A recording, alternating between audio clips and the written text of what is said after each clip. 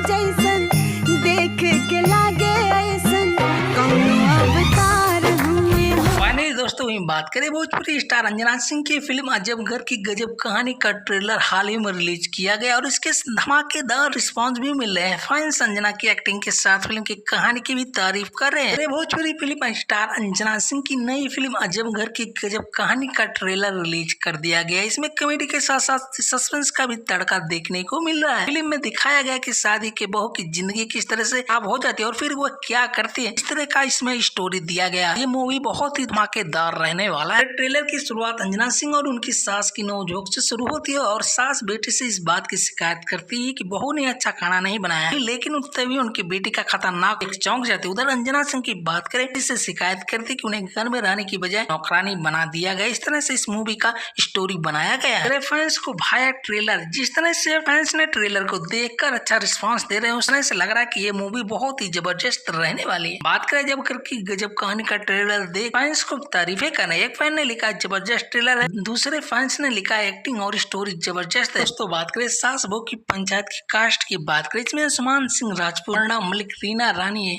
और इस सारे अहम कलाकार शामिल हैं। फिल्म के गाने और म्यूजिक भी बेहद प्यारे हैं। इसकी म्यूजिक मुन्ना दुबे ने दिया और गाने प्यारे लाल यादव ने लिखे और शेखर मधुर और मुन्ना ने दुबे ने लिखे हुए। दोस्तों वीडियो अच्छी लगी हो तो वीडियो को लाइक, चैनल पे नए हो तो प्लीज सब्सक्राइब करना ना भूलें।